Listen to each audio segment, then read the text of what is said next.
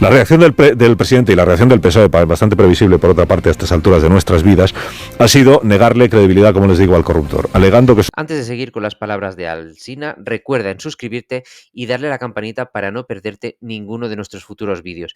Además, compártelo y déjanos un comentario para saber qué es lo que estáis opinando. Recuerda que al final de las palabras de Alsina os hago un análisis completo de los vídeos Alegando que es un presunto delincuente, más que presunto ya es un confeso delincuente, porque él asume lo que hizo. Digo, lo que le gusta al gobierno es la expresión delincuente confeso, y en esta ocasión, sin embargo, aún no lo ha utilizado. Bueno, en este punto es donde el gobierno pretende situar a la opinión pública, teniendo que elegir la opinión pública entre creer a Santos Cerdán y a Pedro Sánchez o creer a este personaje presunto delincuente. Es una operación de contención de daños que ya utilizaron gobiernos anteriores, de todos los colores, cuando se vieron en apuros parecidos. Lo que pasa es que nunca es un gobierno, por muy aficionado que sea este a emitir sentencias y a declarar culpabilidades, nunca es un gobierno y nunca es el señalado por un corruptor confeso quien establece si es creíble o no es creíble lo que ha dicho, o el tipo en cuestión. Quien establece la veracidad de un testimonio en un juzgado, pues acaba siendo el juez de instrucción. ¿Ser delincuente equivale a no tener credibilidad? Como en el gobierno hay dos ministros que son jueces y que a lo mejor todavía se acuerdan un poco de cómo era aquello de su vida anterior, pues esto se lo pueden explicar al presidente y al resto de los... O sea, a los delincuentes nunca hay que creerles. Margarita Robles, que es jueza y que vivió tan de cerca la investigación judicial y periodística sobre el terrorismo de Estado, tan de cerca, tiempos de Felipe González, podrá explicar qué credibilidad tenían los delincuentes Amedo y Domínguez. ¿Les dio credibilidad y crédito el juez Baltasar Garzón? Pues parece que sí. El ministro Óscar Puente, que demostró en su primera intervención parlamentaria de esta legislatura que ha leído o ha visto la serie Fariña y que por tanto sabe de... ¿Tenía credibilidad Ricardo Portavales, narcotraficante y acusador de narcotraficantes, cuando señaló a los de Ubiña? Es bastante más que una crisis. Es territorio desconocido.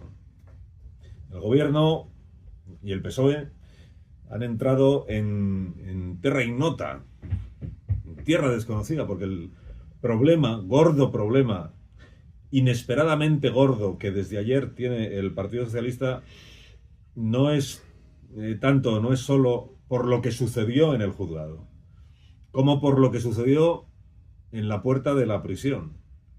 Estos 5 segundos de declaración de Víctor de Aldama, enterado de lo que Sánchez había dicho sobre él un rato antes, justo en el momento en el que Víctor de Aldama, ahí estaban los periodistas esperándole, sale de prisión una vez que la Fiscalía y el juez han entendido que está colaborando con la justicia. Como tanta pruebas quiere, que no se preocupe el señor Sánchez, que va a tener pruebas de todo lo que se ha visto. Este es el asunto. Que no se preocupe el señor Sánchez, que va a tener pruebas. El problema para el gobierno y para el Partido Socialista es que no saben qué tiene Aldama. Dicen en el gobierno, nada puede aportar porque nada de lo que ha contado es verdad ni ha sucedido. Pero no saben lo que tiene Aldama. Ahora ya el tiempo y el goteo de revelaciones lo maneja Aldama, el amigo conseguidor de Javier Hidalgo en Europa, el contacto en España y gestor de Delcy Rodríguez, y el corruptor, según declaración propia, de Koldo, de Ábalos, y según Aldama, atención, nuevo actor señalado directamente, de Santos Cerdán.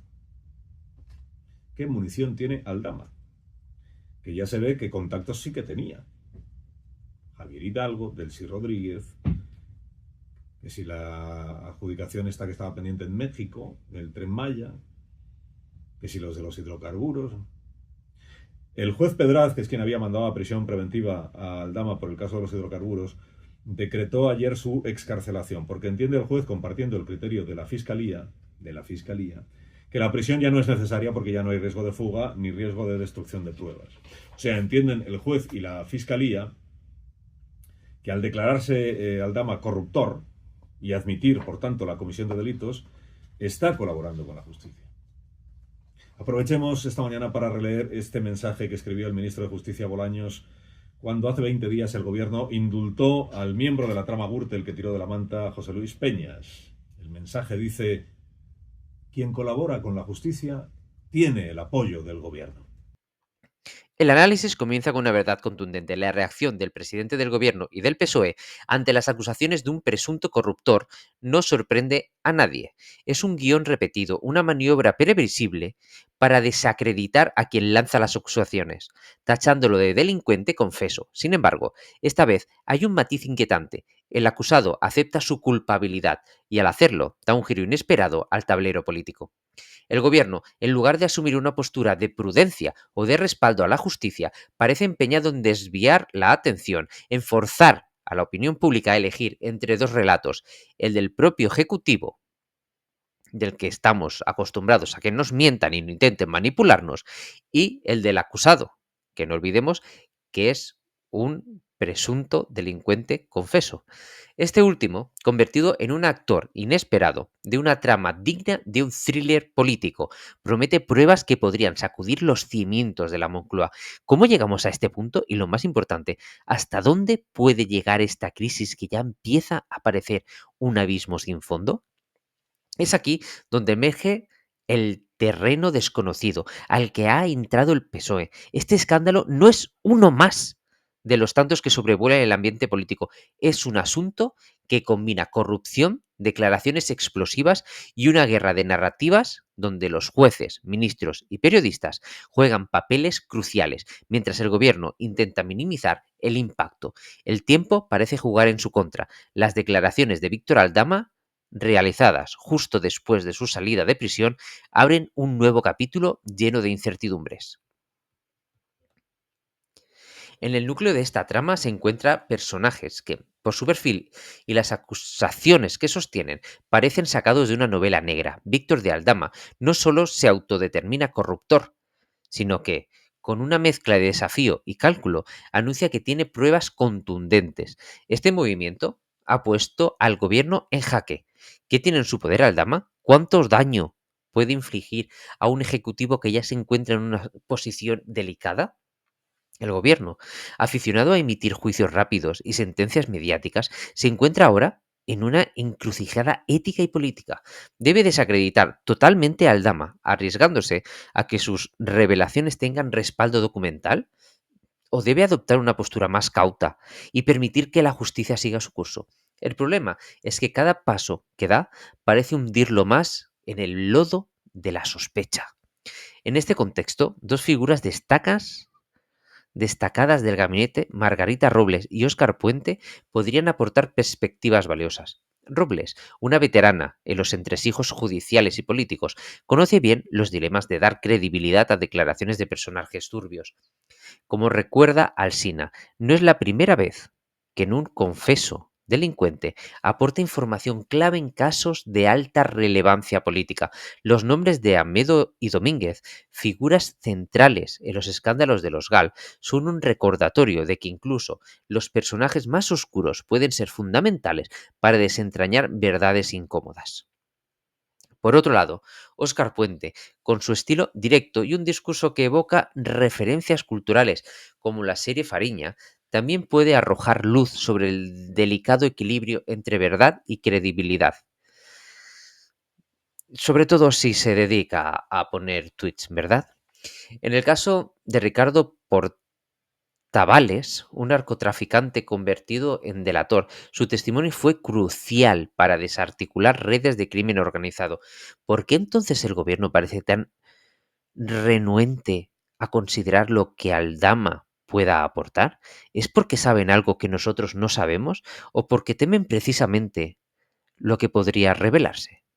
Mientras tanto, el reloj sigue corriendo cada día que pasa sin una respuesta clara. El goteo de información en los medios alimenta la sensación de una crisis descontrolada. Las menciones a contratos en México, hidrocarburos y conexiones internacionales como Delcy Rodríguez y Javier Hidalgo solo agravan la percepción de un entramado que supera con creces lo del gobierno. El problema fundamental para el gobierno es que ya no controla el ritmo de los acontecimientos.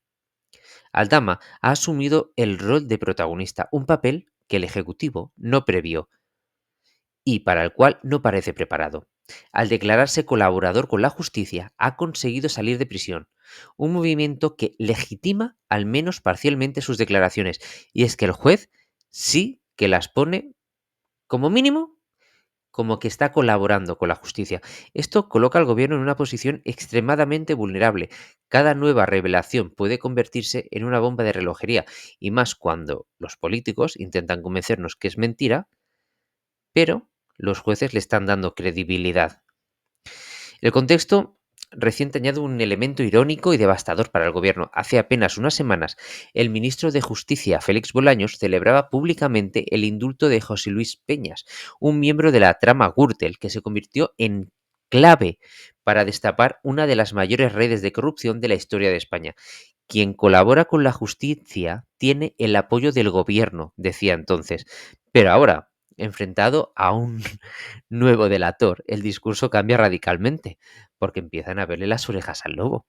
¿Es esta una contradicción inocente o una estrategia deliberada para proteger intereses ocultos?